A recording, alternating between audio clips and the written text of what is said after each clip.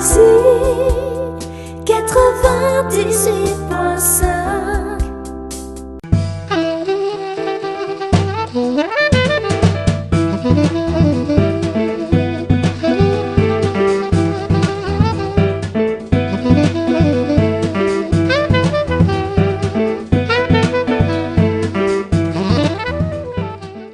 Bonjour à tous, bonjour à toutes. Nous sommes en plein agrandissement. Après le canton, après moult choses, c'est les communautés de communes qui doivent aussi s'agrandir. Avec nous, Monsieur Jean Aissager, bonjour. Bonjour. Vous êtes le président de la communauté de communes du Savès. Combien de communes avez-vous sous votre présidence ? La communauté de communes du Savès est composée de 18 communes. D'accord. Et elle compte 16 500 habitants. Oui. Quelles sont les compétences que vous avez aujourd'hui ? Nous avons énormément de compétences. Nous avons l'environnement dans lequel il y a les ordures ménagères. Nous avons le développement économique. Nous avons le tourisme. L'entretien des sentiers de randonnée qui sont rattachés au tourisme. Nous avons la petite enfance. Les grands stades, c'est-à-dire que depuis l'année dernière, nous avons décidé de prendre une compétence grand stade. Cette compétence consiste à construire des aires de grands jeux, rugby, foot, et à entretenir les stades sur tout le territoire de la communauté de communes et d'en construire deux. Nous avons d'ailleurs arrêté les sites où ils seront construits, c'est Bérat et Sainte-Foy-de-Pérolière. Mmh. Nous avons également la compétence action sociale.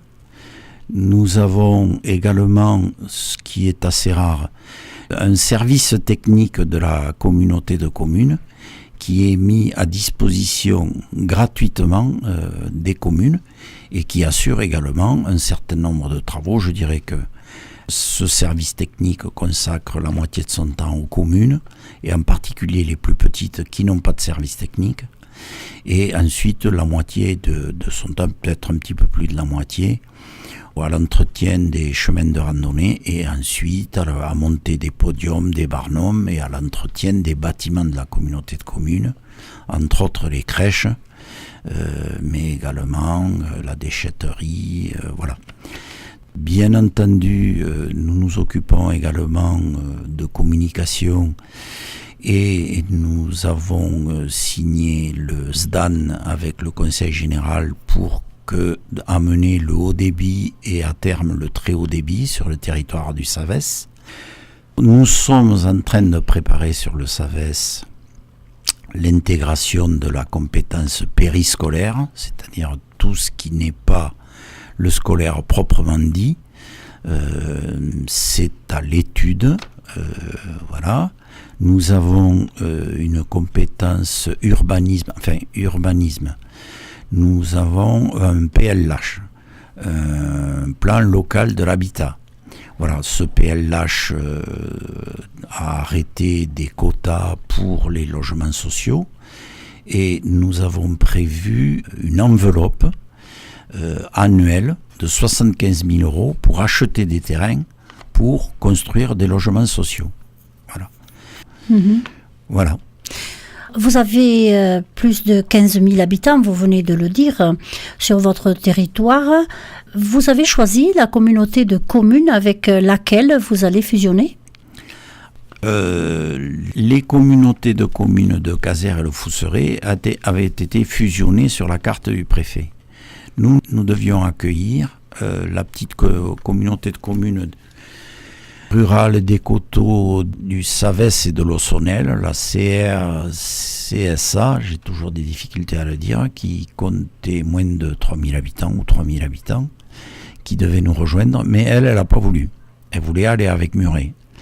Mais la 4C, c'est-à-dire la communauté de communes de Casères et Louget-Touche, celle du Fousseret, se sont regroupés, ont travaillé ensemble pour nous récupérer c'est-à-dire faire une communauté de communes unique avec 3 communautés de communes. Ça a donné lieu à de très nombreux débats, une très large majorité des membres de la communauté de communes du Savès. Il y a eu un vote avec 46 votants, il y en a eu 40 qui ont été pour rester seuls et 6 pour rejoindre cette nouvelle structure.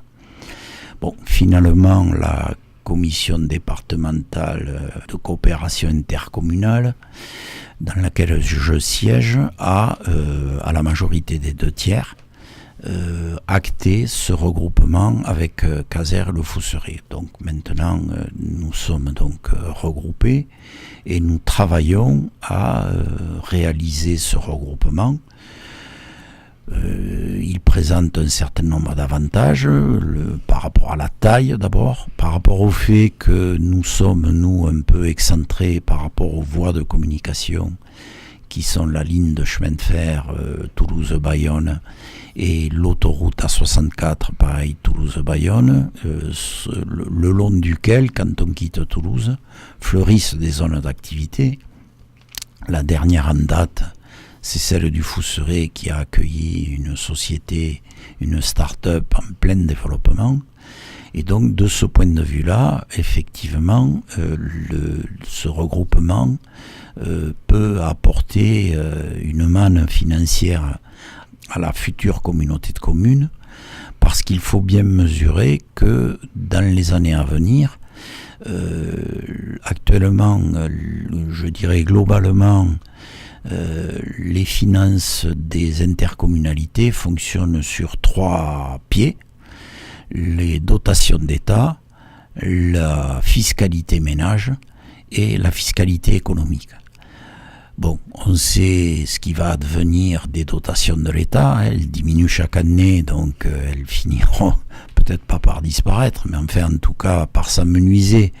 La part de l'aide de l'État va aller en diminuant.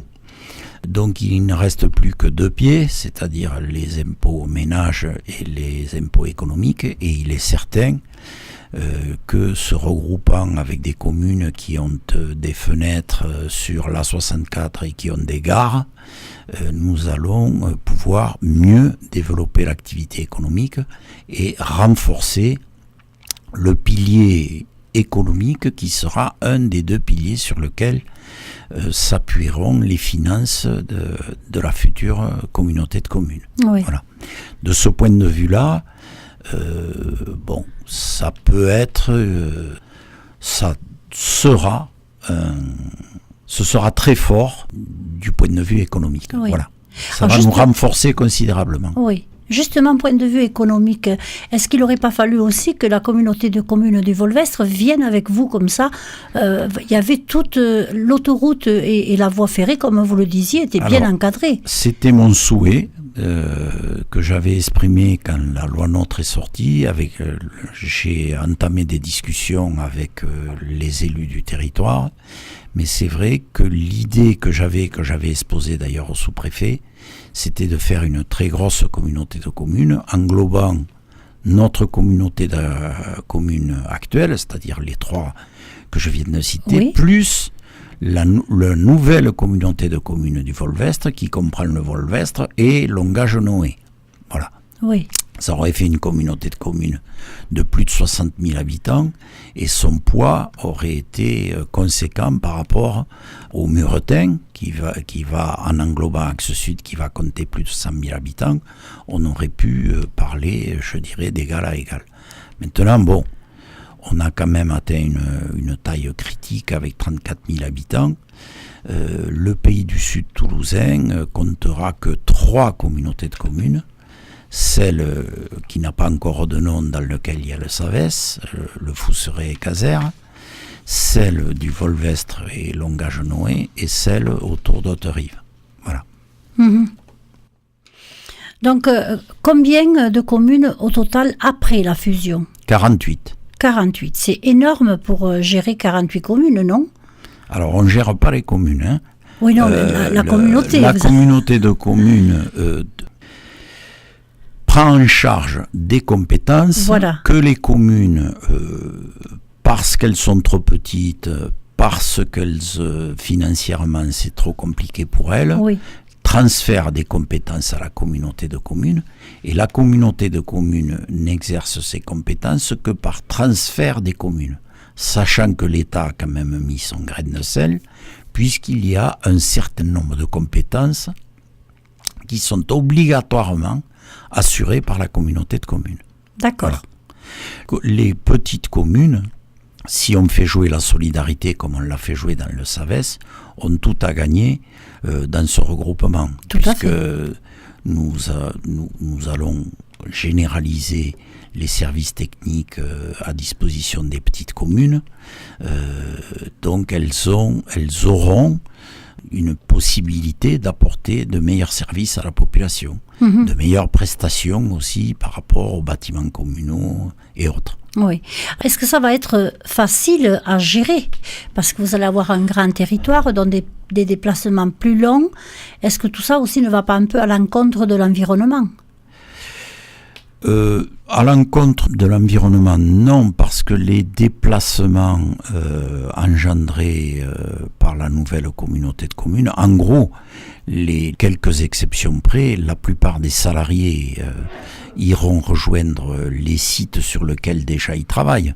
On ne va pas déménager les locaux techniques et la déchetterie du SAVES pour aller la planter au milieu du territoire qui est le Fousseret, où il y a également une déchetterie et je suppose des ateliers techniques, ou à Caser où il y a également le même type d'équipement. Ces équipements vont rester, bien entendu, les salariés iront travailler. Alors ça permettra peut-être pour les salariés d'organiser une meilleure possibilité de circulation au sein de la communauté, éventuellement de promotion. S'il y en a un qui estime qu'il faudrait qu'il change d'air, eh bien, ce sera peut-être plus facile avec 3 sites qui seront conservés qu'avec un seul. Oui. Je ne m'inquiète pas pour l'environnement. D'accord. Enfin, pour cet aspect de l'environnement, Oui. Je ne crois pas qu'il y aura beaucoup plus de trafic Oui. de véhicules, peut-être pour les élus, ça oui, mais pour le personnel, ça existera, mais ça ne concernera que les cadres. Enfin, en principe, ça ne concernera que les cadres. Oui. Donc, vous dites fusion de 3 communautés de communes. Est-ce que vous allez garder votre présidence chacun jusqu'au bout du mandat, ou est-ce que vous allez devoir jusqu'au bout du mandat, oui. Voilà. Non, au bout du mandat, c'est-à-dire jusqu'à la fin de l'année. D'accord. Et après, vous refaites une autre élection. Début janvier, on redésigne le président et les vice-présidents de la communauté de communes. D'accord. On reformate aussi, mais ça, il faut que ce soit fait avant la mi-décembre, je pense. Nous allons passer en principe, si nous avons un accord local, bon, ça c'est un peu de complexité administrative, nous allons passer de 124 délégués communaux, 123 ou 124, j'hésite toujours, enfin à un près, je crois que c'est 123 délégués communautaires. Sur les 3 communautés de communes, il n'en restera plus que 86. C'est-à-dire que 37 délégués communautaires ne seront plus délégués communautaires. Ils resteront conseillers municipaux ou adjoints, mais ils ne seront plus délégués communautaires. Alors, justement, là, dans cette répartition-là, il y aura des communes qui seront toujours représentées ou qui ne seront plus représentées? Toutes les communes ont au minimum un représentant. D'accord. Et par principe, le représentant, pour les petites communes, c'est le maire de la commune. Il existe sur la communauté de communes de Caser un délégué qui n'est pas le maire, mais c'est par une délibération expresse du conseil municipal. Mais en principe, c'est écrit dans le texte, c'est le maire qui est le délégué. Oui. Alors, est-ce que toutes ces fusions, justement, c'est bien pour la population, ou votre avis? C'est-à-dire que alors, il va y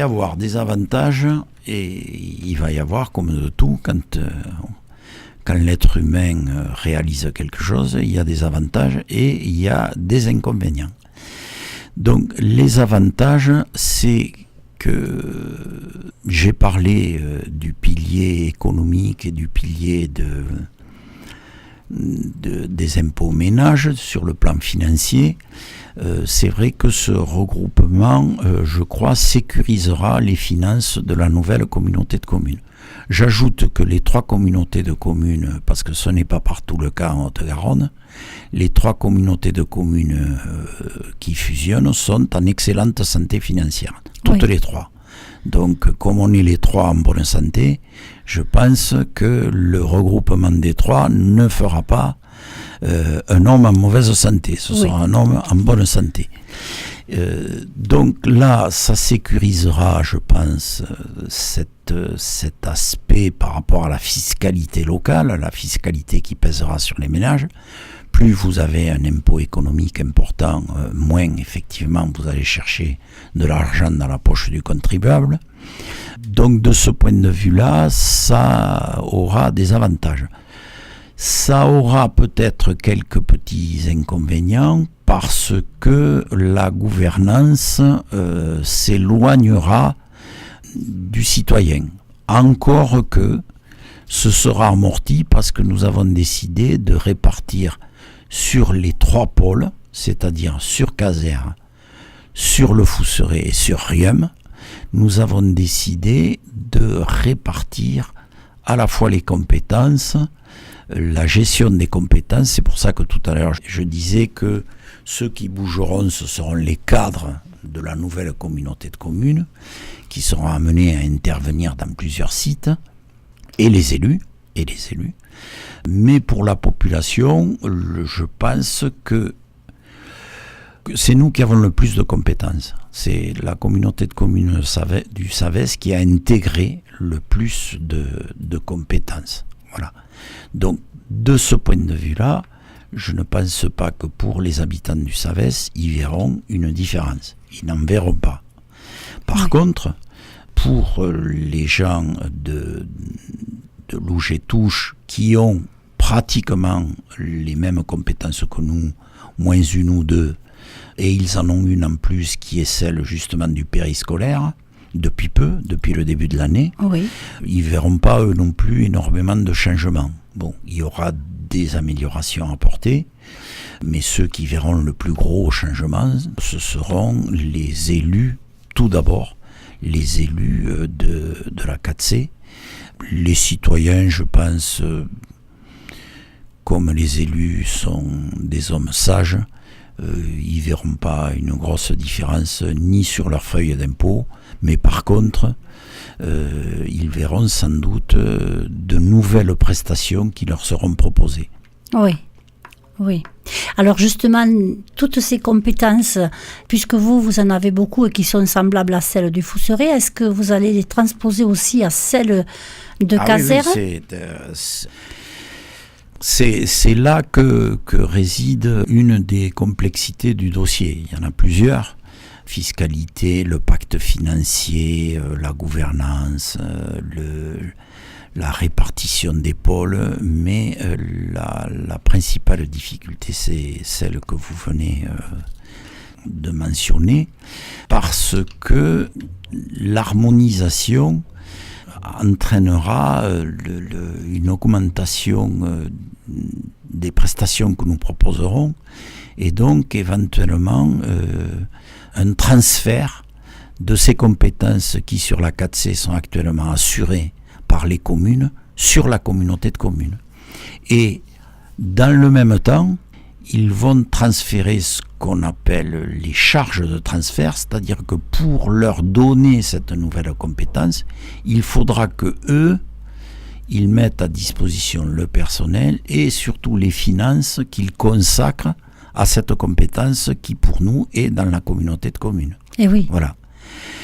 À cela s'ajoute pour la 4C le fait qu'au lieu d'être en taxe professionnelle unique, ça n'existe plus, en FPU, ils étaient en taxe économique additionnelle. Et leur fiscalité de la communauté de communes, une partie des impôts économiques était retransférée sur les communes. Ça n'existera plus. D'accord. C'est-à-dire que la totalité des impôts économiques seront encaissés par la nouvelle communauté de communes.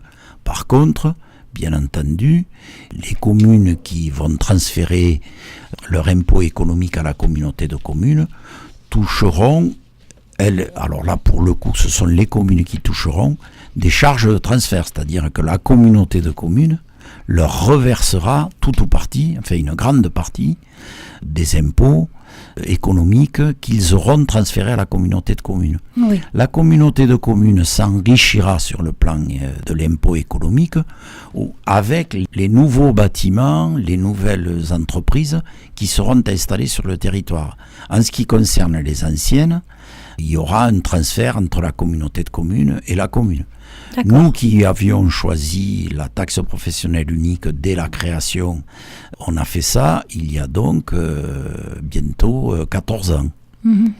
Mais là, Caser vient de le faire en début d'année 2016.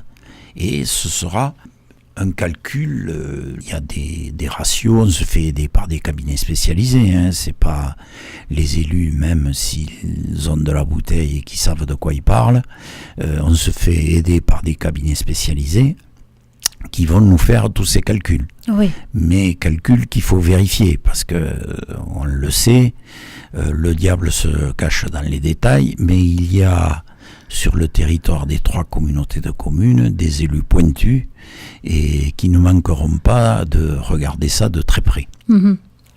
Fusion de 3 communautés de communes, chacune leur logo, chacune leur nom.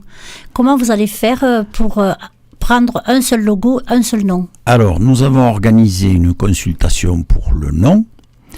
Cette consultation a donné, alors elle était ouverte aux délégués communautaires, aux 123 délégués communautaires et à tout le personnel. Et le personnel, c'est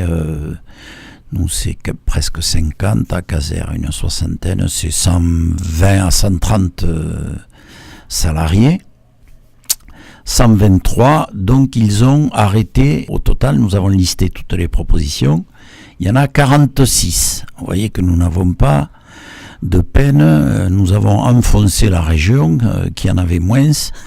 Nous en avons 46 et nous allons organiser les choses de la manière suivante, c'est-à-dire que le comité de pilotage, nous avons un comité de pilotage dans lequel il y a 6 élus de chaque communauté de communes, c'est-à-dire 18 élus, plus les 3 directrices générales des services de chaque communauté.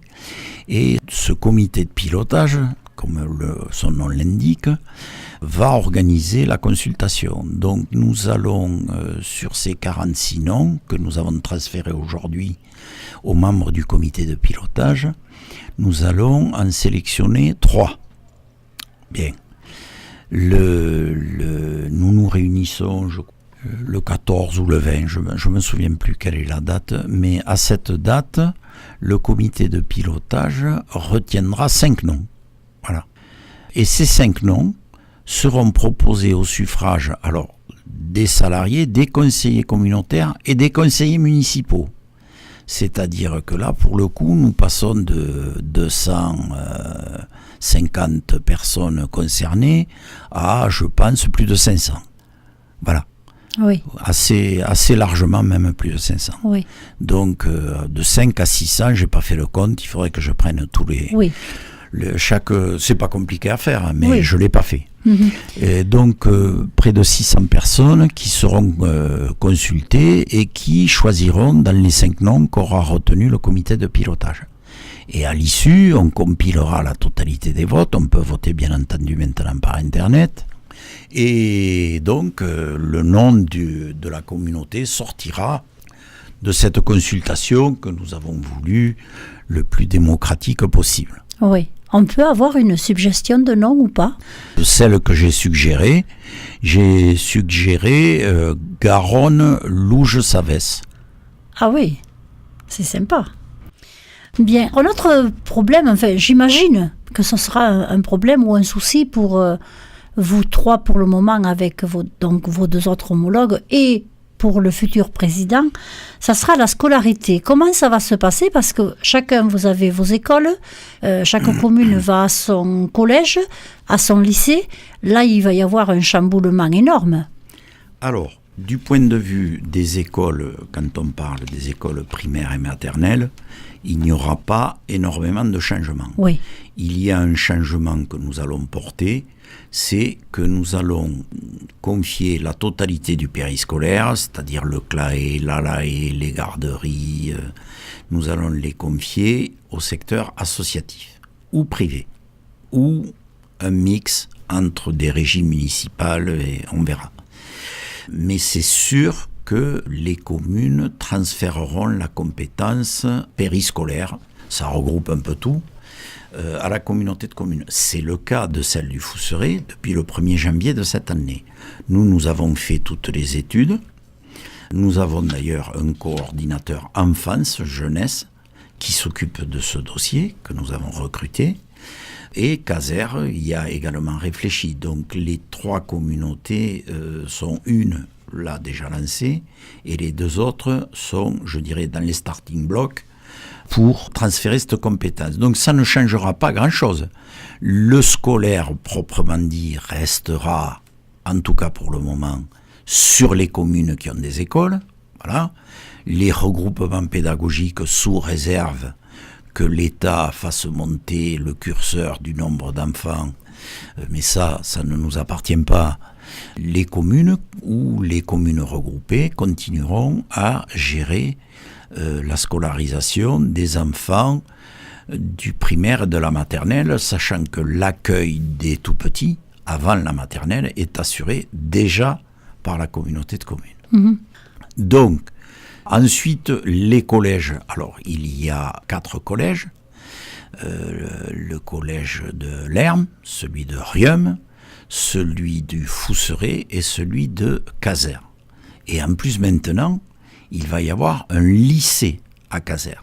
Alors, les cartes académiques ne regroupent pas les cartes du territoire administratif, je dirais, de gestion administrative des citoyens, c'est-à-dire communes et communautés de communes. Les 2 ne se chevauchent pas. Je présume que les enfants du collège du Lerme, quand ils sortiront, iront plutôt vers Muret, et un certain nombre d'élèves, même du Volvestre, je pense, iront à Caser. Mmh. D'accord. Au final, comment ça va se passer? Qu'est-ce que vous en pensez? Écoutez, pour le moment, ça se passe bien. Oui. Je dirais que ça se passe bien entre personnes, je dirais, de bonne compagnie. Le fait que les 3 aient amené dans la corbeille de mariée des communautés de communes en bonne santé facilite quand même grandement, si je me réfère à ce qui se passe dans d'autres regroupements de communautés de communes, ça facilite grandement quand même la compréhension entre les actuels dirigeants des 3 communautés de communes. Donc, je pense sincèrement que ça se passera bien. Ça se passera bien, mais ce ne sera pas le monde des bisounours, hein, c'est-à-dire oui. que ça donnera lieu à des discussions âpres, argumentées, qu'il faudra justifier et qu'il faudra ensuite soumettre au vote des communautés de communes, puisque toute cette réorganisation doit être actée d'ici la fin de l'année, au 31 décembre. Oui, c'est vite. Parce que dans les 15 premiers jours, je crois que c'est, ou les 20 premiers jours de l'année 2017, il faut voter, élire la gouvernance. D'accord. Voilà. Est-ce que c'est prématuré ou peut-être vous ne voulez pas en parler? Qui se présentera pour cette gouvernance? Alors écoutez, à aujourd'hui, mais je ne suis peut-être pas bien renseigné, hein, à aujourd'hui, il n'y a pas de candidat. Ah oui. Voilà. Il n'y a pas de candidat déclaré. Oui. Il n'y a pas de candidat. Après, je ne sais pas. Et vous devez vous déclarer dans les temps qui arrivent là, vous avez combien de temps à l'avance? Je ne sais rien. Vous savez, se déclarer pour être président, il y a énormément de paramètres qui entrent dans une pareille décision, qui engagent quand même. Oui, tout à fait. Et donc, c'est quelque chose qui se réfléchit. Nous avons tous les trois, nous nous sommes réunis quand la fusion a été actée par la CDCI. Comme souvent en France, nous nous sommes réunis autour d'une bonne table. On avait très très bien mangé à Gratens. Nous nous étions réunis tous les trois autour d'une table et nous avons arrêté ensemble un certain nombre, une méthode. Peut-être méthode, c'est un peu prétentieux. En tout cas, nous avons tracé les grandes lignes d'une démarche commune. Et dans cette démarche commune, il était prévu que nous ayons calé tous les points qui seront des points pas faciles à caler, donc je les répète, le pacte financier, les compétences, savoir sur quel site ces compétences seront mises en œuvre, quelles compétences éventuellement nous ne prendrions pas ou quelles compétences nous en rajouterons, c'est-à-dire de faire un petit peu une projection de ce qu'il y a à faire, même si les 3 années de gouvernance de la nouvelle communauté de communes seront quand même consacrées pour l'essentiel à faire que tout jointe correctement. Oui. Mais plus rapidement nous réussirons à réaliser la fusion, plus rapidement nous pourrons nous tourner vers l'avenir. Oui. Voilà. Et vous ne pouvez pas être des coprésidents? Ah non. D'accord. Non. En France, il y a eu un temps où il y a eu l'autogestion. Mhm. Mais les coprésidences, ça existe, pas dans les collectivités locales. D'accord. Merci beaucoup, Jean Heissager, de nous avoir éclairés parce que je ne sais pas si je vous ai vraiment éclairé. Si, quand même, on comprend un peu mieux la fusion et tous les soucis que ça entraîne, que ce soit pour vous, dirigeants, que ce soit pour aussi... Les salariés aussi. Les salariés. Alors, je profite d'avoir le micro. Oui. Pour dire aux salariés qu'ils n'ont pas à s'inquiéter. Nous allons réaliser cette fusion sans casse. Voilà. Sans casse. Oui. Donc voilà, c'est vrai qu'il fallait encore, il faut de ces explications-là. Et je vous invite à revenir avec vos 2 homologues justement pour pouvoir encore plus dire aux auditeurs justement le travail que vous menez. Et je vous en remercie beaucoup. C'est moi qui vous remercie. À bientôt. Au revoir.